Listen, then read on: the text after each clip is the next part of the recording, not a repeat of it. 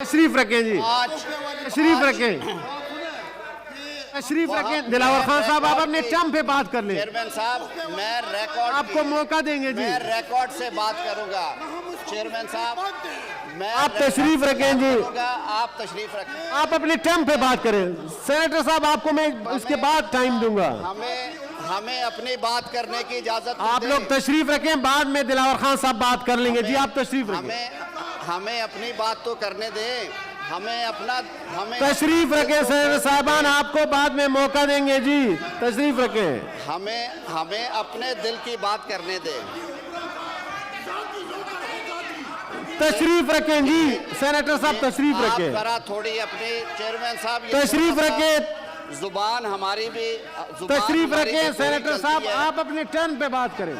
Chairman صاحب میری گزارش ہے اپنے ٹرن پہ بات کریں۔ میں آج ٹھیک ہے، تشریف رکھیں سینیٹر صاحب، بڑا تحفہ بہت خوبصورت، تشریف رکھیں سینیٹر صاحب، تشریف رکھیں، بڑا خوبصورت لفظ، تشریف رکھیں، مہذب اور پارلیمانی لفظ ہے۔ سینیٹر صاحبان پلیز تشریف رکھیں، اپنے ٹرن پہ بات کریں۔ اجازت ہو چیئرمین صاحب تو ہمیں اپنی بات کرنے دیں جی، 5 جماعتیں آپ اگر تشریف رکھیں سینیٹر دلاور خان صاحب، دلاور خان صاحب تشریف رکھیں۔ چیئرمین صاحب اگر آپ ذرا ہاؤس ان آرڈر کرا لیں، تشریف رکھیں، اسی لیے بیٹھ جائیں سینیٹر صاحبان، تشریف رکھیں، ان کے بعد آپ کو موقع دیں گے، ہاؤس کا ماحول خراب نہ کریں۔ جناب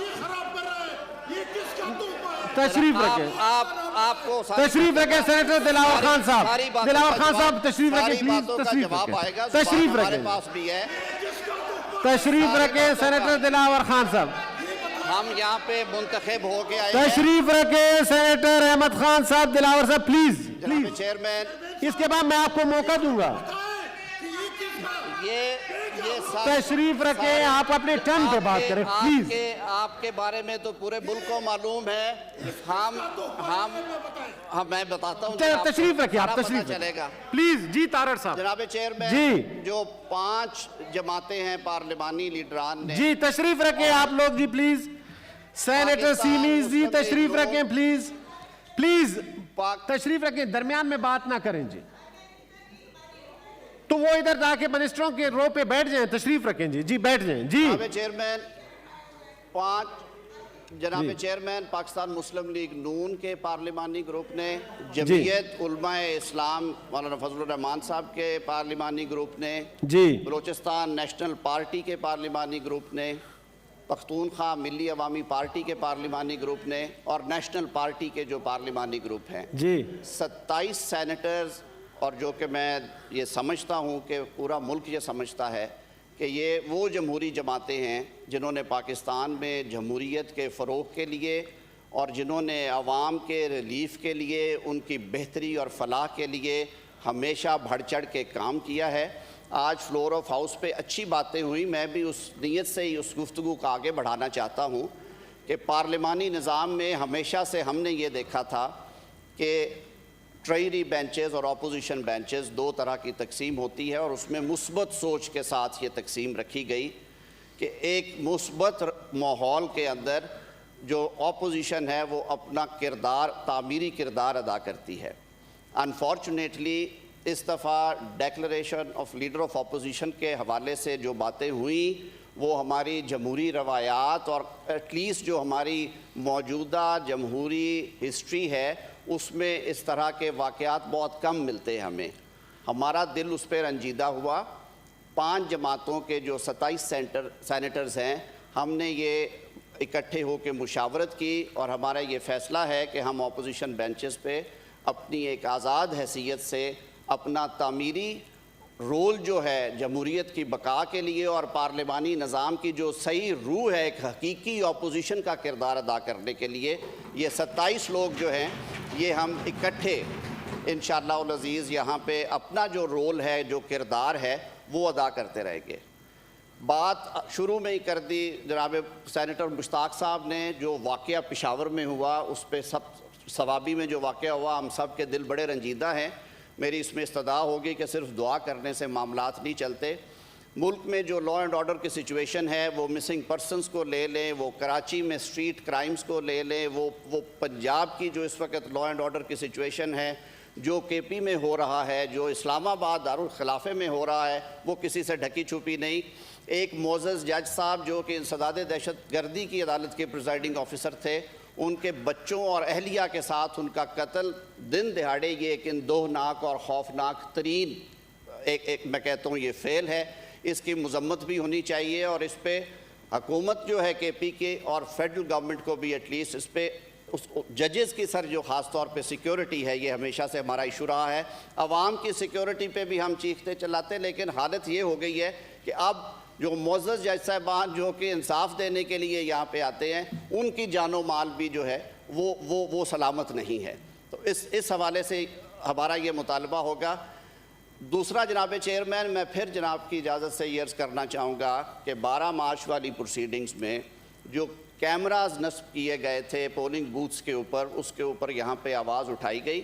سینیٹر رضا ربانی صاحب موجود ہیں، شہری رحمان صاحبہ ہیں، مصدق ملک صاحب تھے، ہم سارے دوستوں نے پریزائڈنگ آفیسر صاحب کے یہ گوش گزار کیا۔ انہوں نے کہا جی کہ آج کیونکہ no other business will be transacted except oath of the senators and the election of the chairman and deputy chairman۔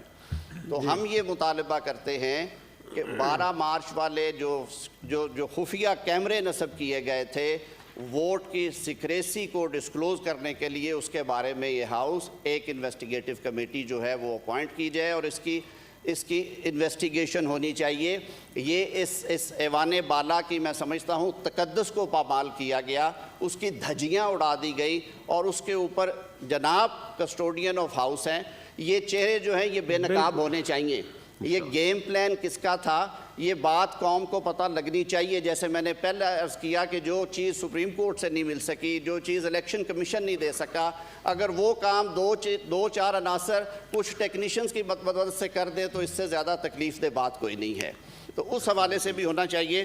اسی طرح میں فلور آف دا ہاؤس پہ خراج تحسین پیش کرنا چاہتا ہوں۔ الیکشن کمیشن آف پاکستان نے اپنی آئینی اور قانونی ذمہ داریاں ادا کرتے ہوئے جس احسن طریقے سے جو گزشتہ انتخابات تھے ان میں انہوں نے اپنا رول ادا کیا۔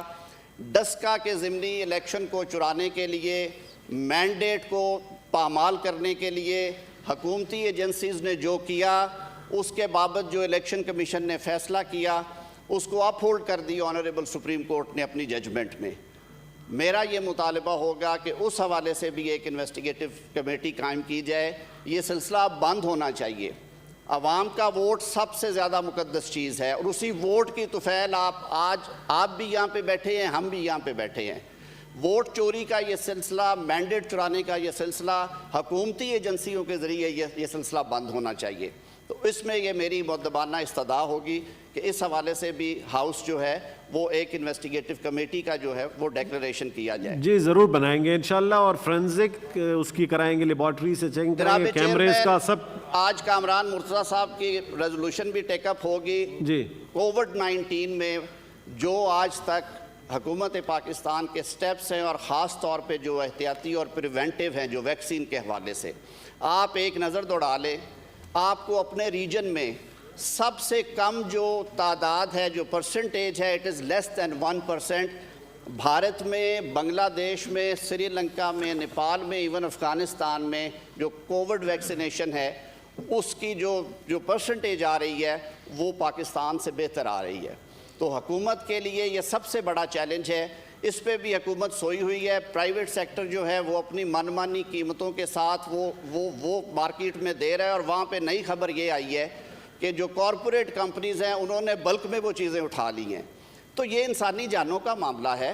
حکومت کب تک سوئی رہے گی؟ حکومت مہنگائی پہ سوئی، حکومت ووٹ چوری پہ سوئے، حکومت امن و امان پہ سوئے، حکومت اب لوگوں کی جان۔ کووڈ-19 اس وقت سب سے بڑا پینڈیمک اور سب سے بڑا ایک چیلنج ہے ہمیں۔ تو مجھے تو وہ ساحر صاحب کا یاد آ جاتا ہے، ایک قطع ہے گیلانی صاحب نے آج فراز صاحب سنائے، تو وہ جو آج حالت زار ہے ان کی، اس پہ وہ کہتے ہیں کہ جو بات مناسب ہے وہ حاصل نہیں کرتے، جو ان کی گرہ میں ہے اسے کھو بھی رہے ہیں، کم علم ہے یہ لوگ، غفلت بھی ہے طاری، افسوس کے اندھے بھی ہیں اور سو بھی رہے ہیں۔